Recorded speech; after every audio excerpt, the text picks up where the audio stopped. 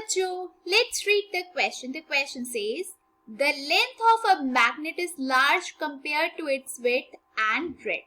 The time period of its oscillation in a vibration magnetometer is 2 seconds. The magnet is cut along its length into 3 equal parts and 3 parts are then placed on each other with their like poles together. The time period of this combination will be, A option में बोला है 2 second, B option में बोला है 2√3 second, C option में बोला है 2/3 second and D option में बोला है 2/√3 सेकेंड. एंड आपको करेक्ट आंसर जो है वो आपको चूज करना है. तो देखो क्वेश्चन में बोला गया है कि लेंथ ऑफ अ मैग्नेट जो है वो क्या है, बहुत लार्ज है उसकी विड्थ और ब्रेड्थ के कंपैरिजन में. फिर बोला है कि टाइम पीरियड ऑफ ऑसिलेशन जो है इन अ वाइब्रेशन मैग्नेटोमीटर वो गिवन है कितना, दैट इज 2 सेकेंड. फिर बोला गया है कि जो मैग्नेट है उसको 3 इक्वल पार्ट्स में क्या कर दिया गया है, कट कर दिया गया है.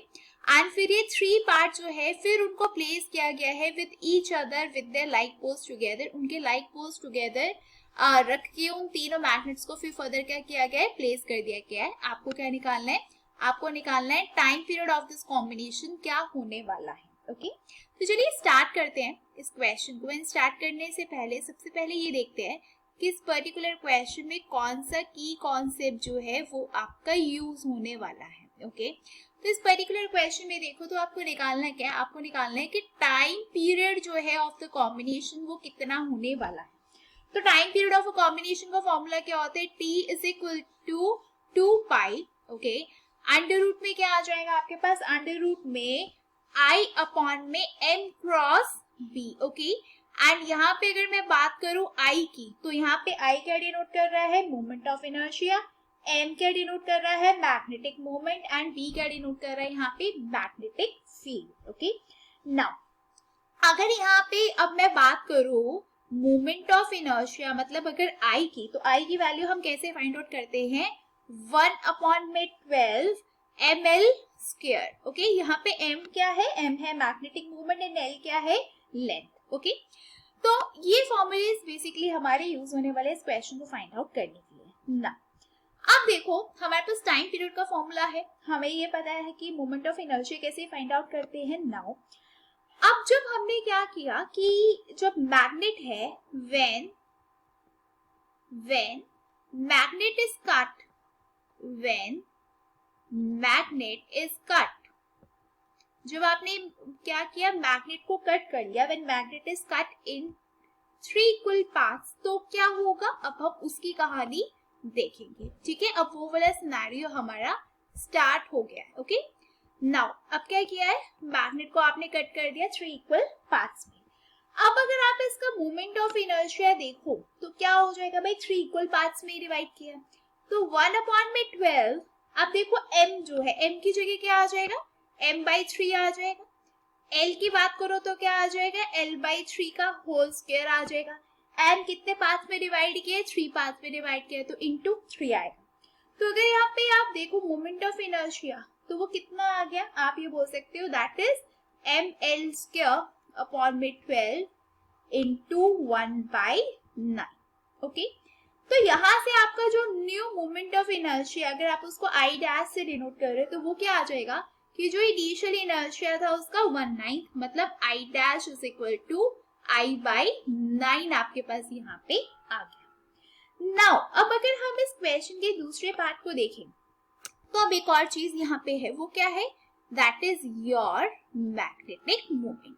तो अगर आप यहाँ पे मैग्नेटिक मोमेंट देखो तो मैग्नेटिक मोमेंट का फॉर्मूला क्या होता है, magnetic moment is equal to what, it is equal to pole strength, it is equal to what, it is equal to pole strength into what, pole strength into length.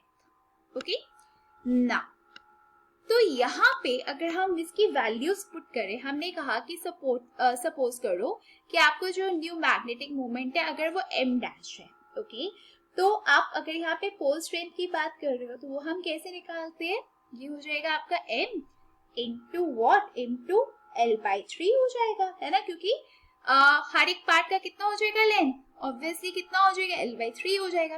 Pole strength कितना होता है m and length कितनी हो गई, l/3. कितने parts में divide किया आपने, 3 पार्ट्स में डिवाइड किया तो यहाँ पे जब सॉल्व किया तो आपके पास क्या आ गया, आपके पास आ गया that is m into L.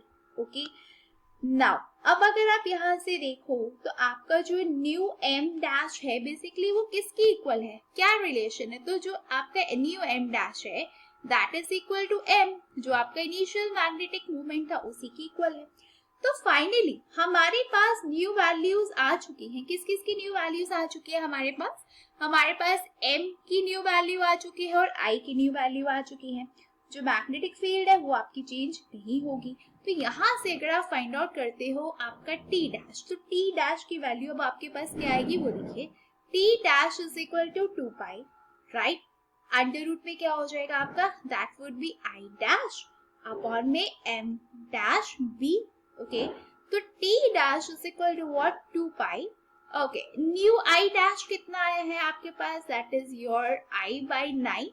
New m कितना है m डैश, वो आपका m ही है, इनटू क्या है, इनटू b, ये आपका यहाँ पे क्रॉस आएगा बीच में, राइट। तो आप जब इसको सॉल्व करोगे तो आप रूट 9 है ना आपके पास, 1/√9, तो इसको सॉल्व करने के बाद क्या आ जाएगा, 3 बाहर आ जाएगा, तो आपने क्या लिखा, 1/3 इंटू 2 पाई, अंडर रूट में आपके पास क्या आ गया, अंडर रूट में आ गया आपके पास I अपॉन में m cross b। Now 2 pi into under root I upon में m क्रॉस b किसकी वैल्यू है आप देख सकते हैं, that is equal to t। तो मतलब आपके पास जो न्यू t डैश आ गया वो किसकी इक्वल आ गया, t अपॉन में 3 के, राइट।